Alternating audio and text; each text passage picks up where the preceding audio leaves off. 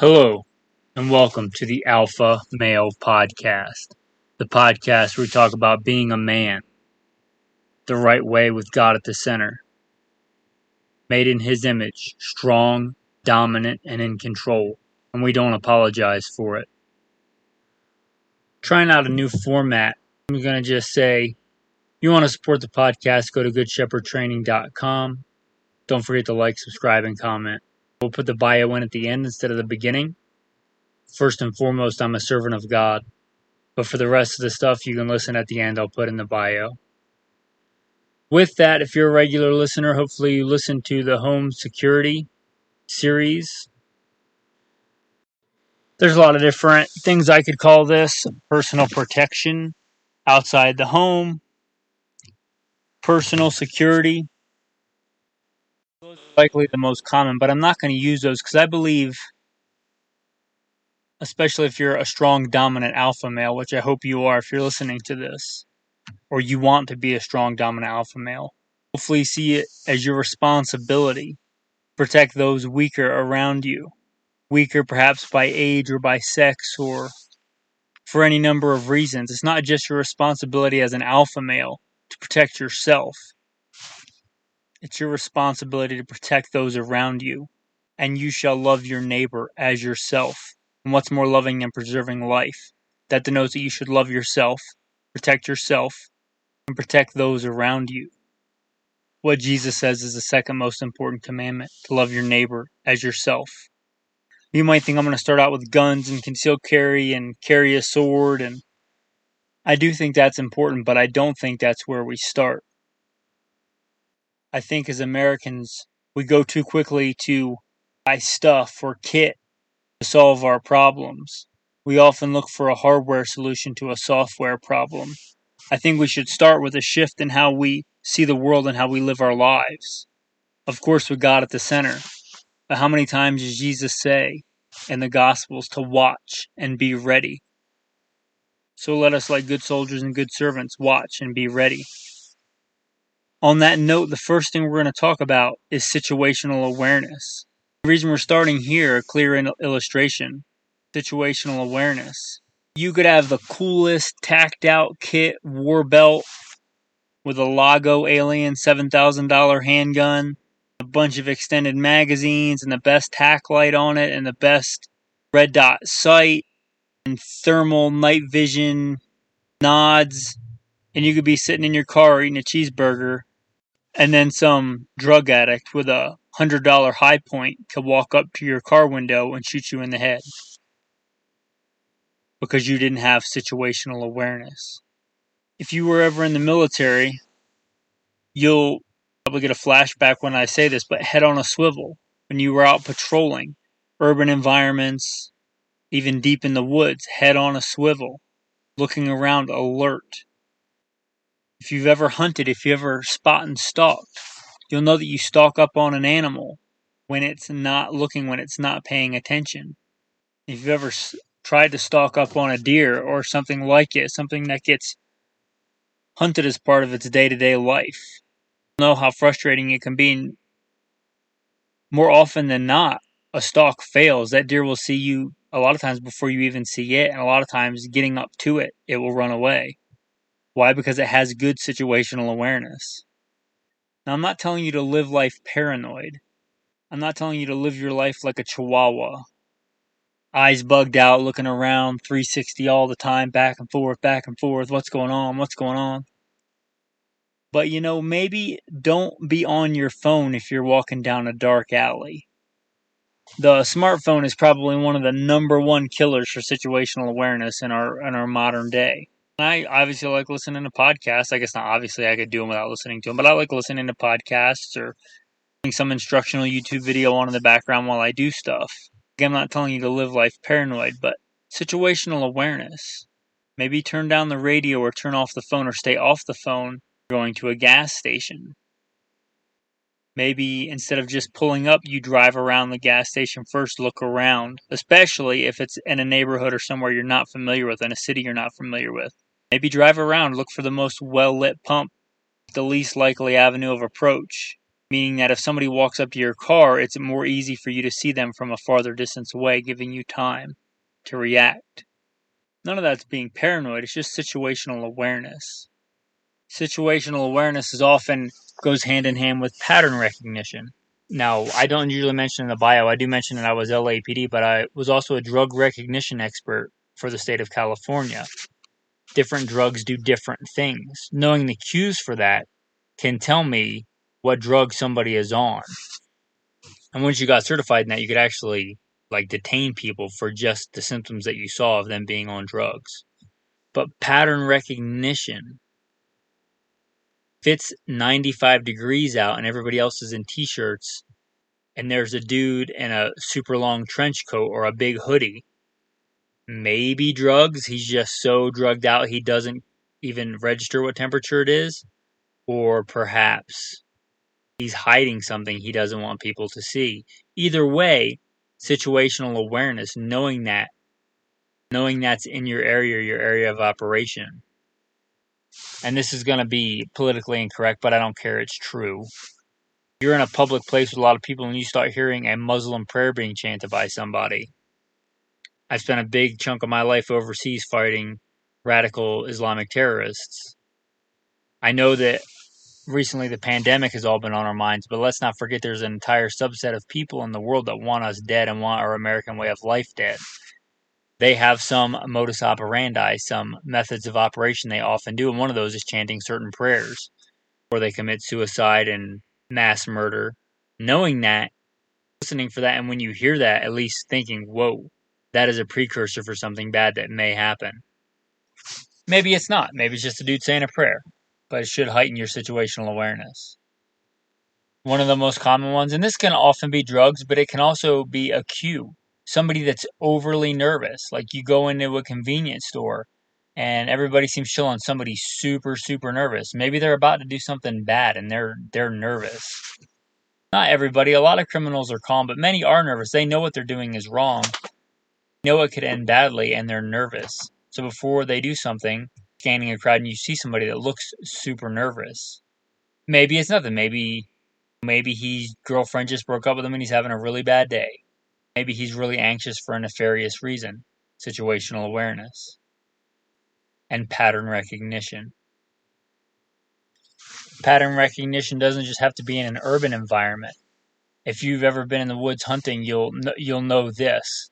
Like, you're in the woods and all the birds are chirping and squirrels are running around and stuff's making noise and all of a sudden it just gets quiet. You're pretty sure you didn't move. You're pretty sure you didn't set everything quiet, because that happens too. You don't think it was you. It's a good hint that some other predator may be in the area. A bear, a mountain lion, coyotes. Again, pattern recognition. Situational awareness. The next key thing we're going to talk about is avoidance. Now, there's a quote that I've heard, and I don't know who first came up with it, but don't go to stupid places with stupid people and do stupid things. Avoidance, avoiding bad situations. Kind of sounds like Proverbs 14:16. The wise are cautious and avoid danger. Fools plunge ahead with reckless confidence. The wise are cautious and avoid danger. Likewise, you can go too far with this too. Don't live your life in a bubble. People often take this as a reason to, let's say, not carry a gun. They're like, oh, I'm not going to go anywhere where I'm going to need a gun. Well, then you better never go home, because home invasions are a real thing. People get killed in their home all the time. Or if you're not going to go anywhere where you don't need a gun, you better not go to church. You better not go to a gas station, because bad things happen in those places all the time. From school shootings to workplace violence. So you can go too far. That don't live your life in a bubble. Don't live your life with all your windows closed, your doors locked, your shades drawn, sitting in your living room with a rocking chair and a double-barrel shotgun, afraid to leave. Also, maybe don't go to a biker bar at 2 o'clock in the morning on a Friday wearing a Rolex and a suit. Well, that's not an excuse for anybody to do anything nefarious to you. Just saying, use some common sense and avoidance. We talked about going to a gas station. I'll have to go to gas stations. Maybe keep your gas tank at half full or better so that you don't have to stop at 7-Eleven at 12 o'clock midnight in a bad part of town because you can't make it home. I love my wife. My wife's bad about this, letting her car get on empty. It happened the other day where I got lost in the woods and I found my way to the highway, but I was a long way from the car. I had her come get me and she got me and the gas light was on. We were quite a ways away from town. Like, did that just come on? She's like, no, it's been on a while. I'm thinking, great. Likewise, it happened to us once when we were living in Las Vegas. My car was in the shop and we had to go get it, and it was later than I would like to be out in that part of the city. Not a great part of the city. And her gas tank was empty. We had to get gas at, I believe it actually was a 7-Eleven late at night in a bad part of town. I was like, you don't do this all the time, do you, when I'm not around? She's like, no, usually I don't, but just avoidance. Keep your tank at halfway most of the time. That way, if something happens and some emergency and you do have to drive through a bad part of town in the middle of the night, you don't have to at least stop for gas. Avoiding those situations when you can, and sometimes they happen, I get that. But avoidance. And well, I guess we'll touch briefly on normalcy bias. People saying, well, I never thought it would happen to me. Their house gets broken into. I never thought it would happen to me. A woman gets slipped a drug at a bar and gets taken advantage of. I never thought it would happen to them. Sadly, it happens to people every day. And that's sad, but that's a reality. Normalcy bias. Noah building the ark saying, hey, there's a flood coming, there's a flood coming. Everybody's eating, drinking, and getting married and saying, it looks fine outside. People telling a lady in her house, hey, a wildfire's coming. She's like, nah, it looks fine outside. Like, no, it's in the neighborhood. There's evacuation order. You got to get out. And she's like, no, everything's going to be fine. Everything's going to be fine. She goes about cleaning the house, cooking dinner. She smells smoke, but she's like, it's a long way away. And before she realizes it, she's trapped in the middle of a wildfire because, there's never been a wildfire there before, or everything was fine every day until then. Normalcy bias, thinking because most days are normal and bad things usually don't happen that they're never going to happen. And I don't know the exact definition for normalcy bias, but I've seen it, and we'll call that the Alpha Male podcast definition of normalcy bias. Now, I must point out, it would be a little bit hypocritical. Normally, I put the bio in the front, but I've spent a big chunk of my adult life as a professional gunfighter, kicking down doors and things like that.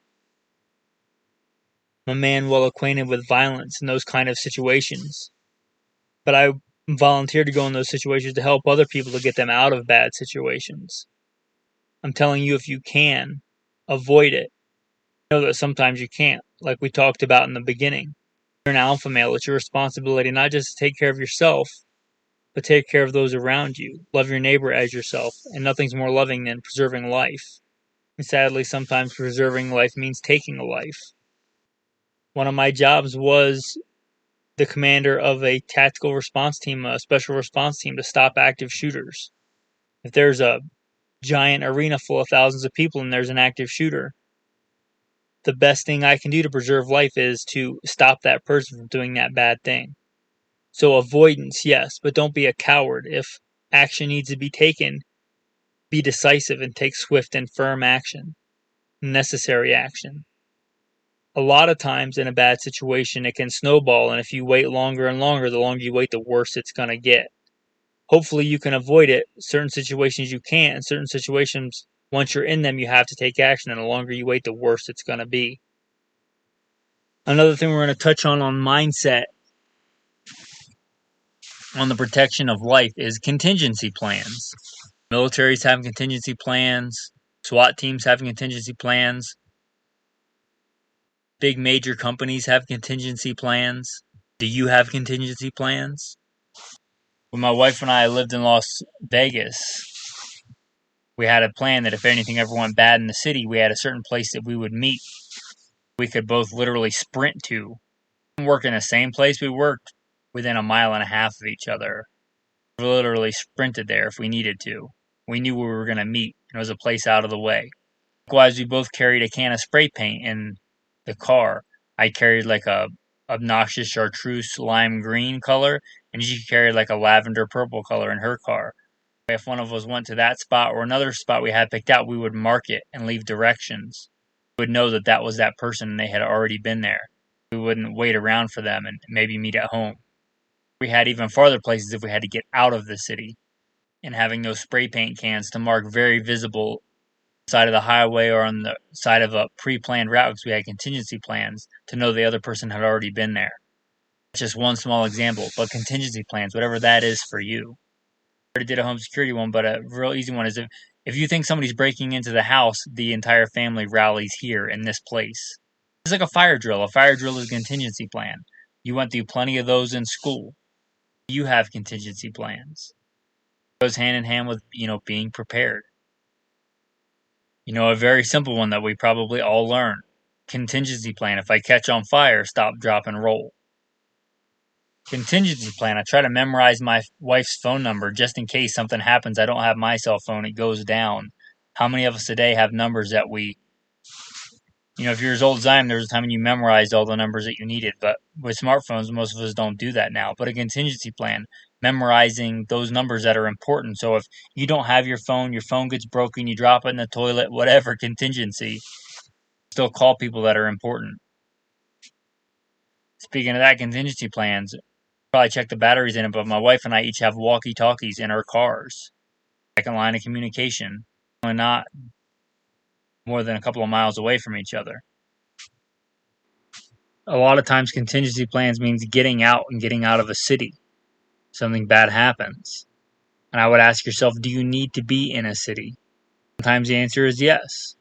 Sometimes that's where God wants you. Sometimes the answer is no. Come out of her, my people, so that you will not share in her sins, so that you will not receive any of her plagues. Revelation 18. A lot of times people can get out of the city and they want to get out of the city, and they don't. And the biggest obstacle to that is themselves. I have several times left big cities, even taking jobs that paid far less. I've been far happier. That just depends on where you're at in your walk. I worked LAPD. I worked commander of a special response team in Las Vegas. But when I thought that calling on my life was done, I got out of there. So to recap, situational awareness, keeping your head on a swivel, just being alert. Pattern recognition. Is something just wrong? Is something just not fit in? Trusting your instincts on that. Is something just seem not right?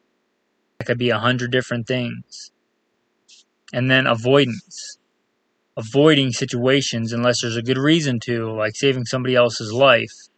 Very high risk with little to no reward situations. Contingency plans. And you might not call it that, but that could be anything. If I lock my keys out of the car, I have a hide key under the back bumper. Contingency plan. If my wife and I are both at work and something bad happens, this is how we contact each other. With that, guys, we'll wrap up the main topic. If you like this one, we're going to continue on with this series. Perhaps we'll call it Protecting Life. This, and you want one on personal protection equipment, i.e. firearms, whether that be truck guns, concealed carry guns, concealed carry knives, useful tools, things like that, let me know. Support the podcast or contact me. Or check out some cool stuff, some cool pictures. Again, goodshepherdtraining.com. As a thanks for listening to the episode, to throw in a little tactical tip. Today I'll throw in two and a tactical verse. First tactical tip. A lot of us conceal carry. A lot of us alpha males carry a gun day to day. But think outside the box. Hopefully you're dry firing, 6 days a week. Broaden your skills in what you practice. Practice using your firearm as an impact weapon. Maybe situations where that is needed. Get the gun out, but you can't get the muzzle on what you need to destroy. But you can use it as an impact weapon to make space. Perhaps you've been taken to the ground and you're on your side with your handgun and you can't get it out, but you can get to your spare magazine. That's a good impact tool. That's a very good impact tool.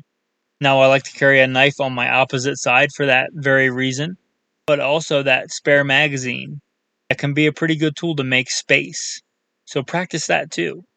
Practice, driving that weapon and using it as an impact tool, again, to make space, to make time. Tactical verse. Alluded to it earlier, you'll find it in the Gospel of Matthew and the Gospel of Luke. Heaven and earth will pass away, but my words will by no means pass away. But of that day and hour no one knows, not even the angels of heaven, but my Father only. But as the days of Noah were, so also will the coming of the Son of Man be. For as in the days before the flood, they were eating and drinking, marrying and giving in marriage, until the day that Noah entered the ark, and did not know until the flood came and took them all away. So also will the coming of the Son of Man be. We're called to watch and be ready. We don't know the day or the hour. The only remedy to that is to always watch and be ready. Further, the second tactical tip, lockpicks. Lockpicks are not expensive, and they're not hard to use. In fact, it's kind of scary how easy it is to pick most locks. And not for anything nefarious. We talked about contingency plans. You lock yourself out of the house. You need to get into the shed and you can't find the key. You have a box somewhere that you locked a long time ago, and who knows what happened to the keys to it. Lockpicks. You can probably find a decent set for under $20. Usually less is more. Don't get the one with all the different lockpicks. Even though I've had a few sets, I usually use like 3. The turner, the one you use to turn the lock, and then one that kind of looks like a triangle. I use that for like 90% of the stuff. A double-sided one is sometimes useful for some locks. It's a skill that is not hard and it's not expensive, and I'm sure you can think of a time in your life where you've locked yourself out of something and needed to get into it for no nefarious reason. Again, lockpicks, give it a shot. With that, guys, I'm going to say thanks for listening. Get out there, be strong, prove yourself a man. With that, I'll plug in the bio. If you want to hear it, it's your first time listening, you haven't heard it before. First and foremost, I am a servant of God, preacher, a fisher of men. God is number one in my life, and everything that I do in this podcast is no different, and I don't apologize for that. A little bit about me in the background. I grew up, I guess what you would consider a heathen. Didn't grow up a Christian, but I grew up in the southeastern United States, what most would consider very poor. Hunting and fishing and shooting. Joined the Marine Corps at 17, did a couple of combat tours in Iraq. After my combat tours in Iraq, I was an urban warfare instructor for the United States Marine Corps under Mojave Viper. I also served in law enforcement for several years in LAPD. I worked patrol assignments and more specialized assignments, where by God's grace, He got me through some nasty places in this world, war zones, and some of the nastiest streets in the country. Not because I am better, because God chose to have mercy on me and had a purpose for me, and I'm thankful for that. After my time in law enforcement, I was a private contractor for federal government, for a 3-letter government agency I won't specify, doing private contracting work. I'm very much involved in guns and gunfighting. I also served in the U.S. Army, both full-time and part-time National Guard. I should say my primary MOS is in both branches of the military or infantry, as of one sort or another. Specialized infantry in the Marine Corps and an MOS that no longer exists. I started competition shooting even before I joined the Marine Corps at 17. I won my first gold medal even before I joined the Marine Corps at 17. I've been blessed by God with the talents He's given me to win more shooting competitions than I can remember. I've won most of my competitions in rifle and pistol, but I've also competed in archery and shotgun and even muzzleloader, knife throwing, hatchet throwing. I've competed in all that. I've also been a professional big game hunter and guide. Like I said, I grew up hunting and fishing and shooting. I've done it to put meat on the table because I like to put food on the table with the talents God's given me. I don't apologize for that. I've done it as a professional hunter and guide. I've slain all manner of beast and guided for all manner of beast. Bear and wolf and elk and deer, mule deer, whitetail deer. I've slain ram. and fallow deer and countless animals. And I don't apologize for that either. FBI certified firearms instructor, NRA, and a bunch of other 3-letter government agency certifications. Blessed be the Lord my rock, who trains my hands for war and my fingers for battle. Psalm 144. I've been blessed to be the commander of a tactical team, an SRT, special response team, in a large metropolitan area, where our primary job was to stop active shooters. But again, first and foremost, I'm a servant of God, called by God to share the good news, preacher, a fisher of men. With that, we will roll into the day's topic.